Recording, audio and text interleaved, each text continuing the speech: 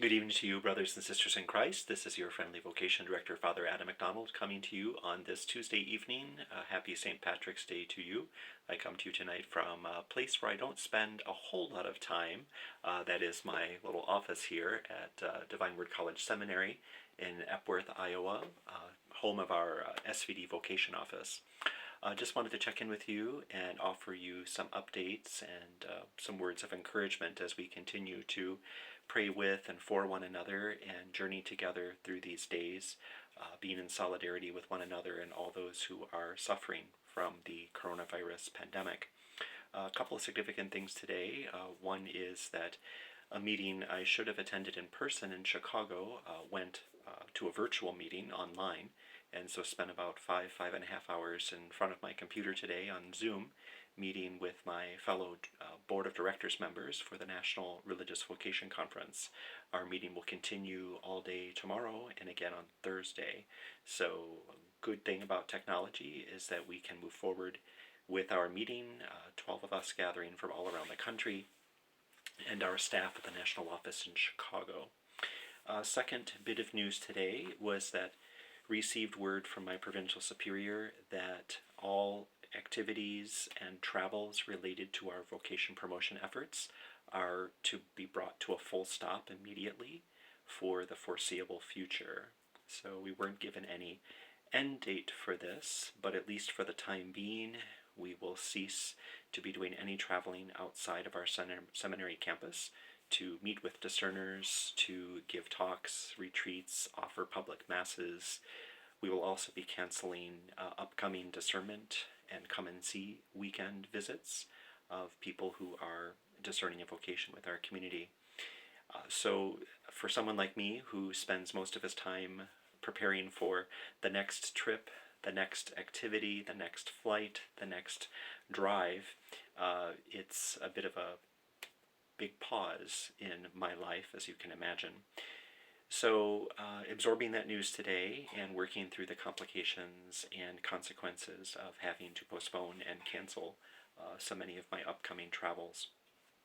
What is interesting and not lost upon me in that, though, is that during this year, as I continue celebrating my 25th anniversary in religious vows as a Divine Word missionary, I have been hoping to find and looking for an opportunity to take good advantage of a policy we have for our community to offer our jubilarians, in that they are allowed and have the right to an additional 3 weeks of vacation during their Jubilee year on top of the normal 3 weeks that we get each year.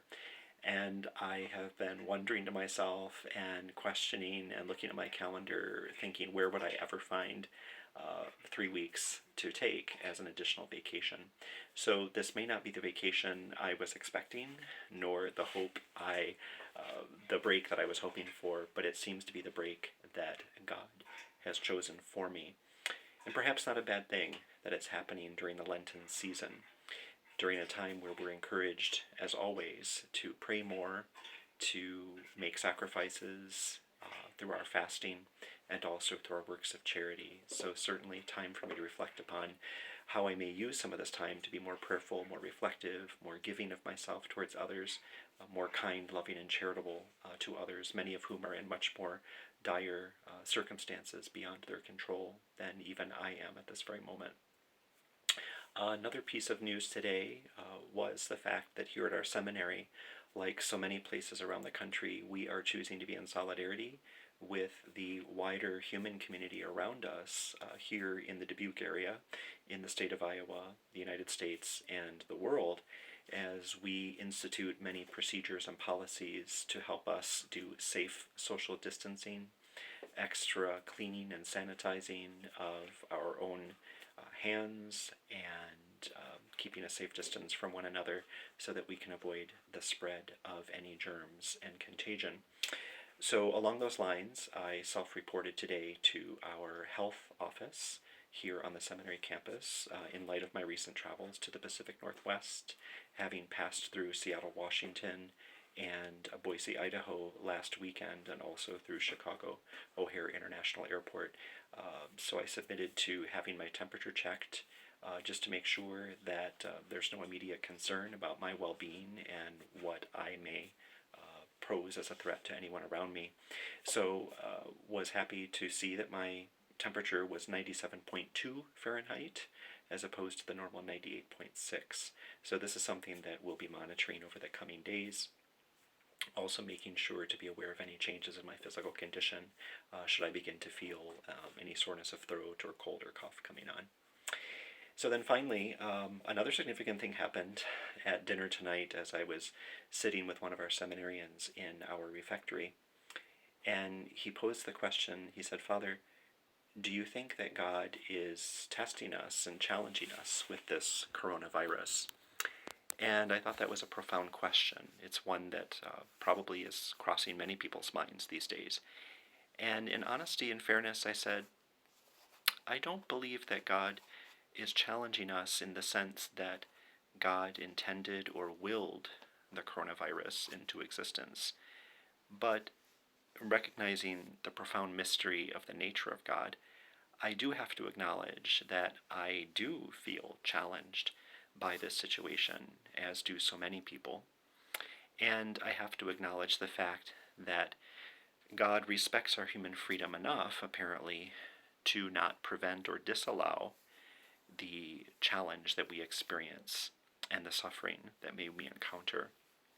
If we think of the nature of God in God's own self, not disallowing his very own beloved Son to embrace suffering and death on the cross, it would seem to me that suffering helps us understand in a very real way the sanctity and the purpose and the value of life in a way that a life without suffering would somehow, to a point, seem incomplete and not have its full meaning. The hope I take in all of this, of course, is that as Jesus did embrace suffering and death on the cross on Good Friday, this, of course, led to the resurrection and the new life of Easter Sunday. So interesting again through this Lenten season as we prepare very soon for Holy Week, for our close journeying with Jesus on the road of the cross, that we will remember that we are an Easter people. We are a people of life, of resurrection, and of new hope. And so my firm belief and faith in all of this is that although God is not necessarily testing or challenging us intentionally, that we do feel challenged. We do feel invited and confronted with this invitation, opportunity to see how we will respond to this crisis. There have been many contagions and viruses throughout history, none of which I believe God necessarily intended, but which are part of the natural evolution of our human existence as mortal beings, as limited human creatures who all experience sickness and dis-ease as part of our human condition. So the challenge for me is how to continue responding in this moment with love, with compassion, with mercy, with concern for those who are in the same situation I am in and who, unlike me, perhaps don't have the security of a safe, warm bed to sleep in, a roof over their heads, no worry about where my next meal will be coming from, and if there is any illness, access to the best medical care, the health insurance that we have, so a lot of security that many people don't have. Of course, my mind is drawn to continue to pray for and reach out with compassion to those who have lost their lives due to this virus, those who are sick at this moment, and those many medical care professionals and first responders who continue to work very hard and sacrifice themselves on the front lines to help us confront this global pandemic and health crisis. So some updates, some thoughts, some musings, some philosophy, some theology, all kind of mixed into one this evening as I check in with you. But I continue to be a firm believer that we are in this together at moments like this where we remember what we so often forget, which is not just that we are vulnerable and fragile beings dependent on the God who created us, but that we truly are part of one family, that we share the same hopes, dreams, aspirations, the same desire for wellness, for wholeness, for a solution to those things that make us feel vulnerable and anxious such as at times like this. So let us continue to support one another, walk with one another closely, and even though I will be working from home for the foreseeable future, I will continue to do everything in my power to evangelize and witness the great love and mercy of God for us, and to continue to invite young people to consider how God has gifted them and called them through their desires, their passions, to serve the needs of the world. So that's all for now. Have a wonderful evening. Take care wherever you are. God bless. Stay healthy. Stay safe. Let us continue to place ourselves in the hands of God. Have a good evening.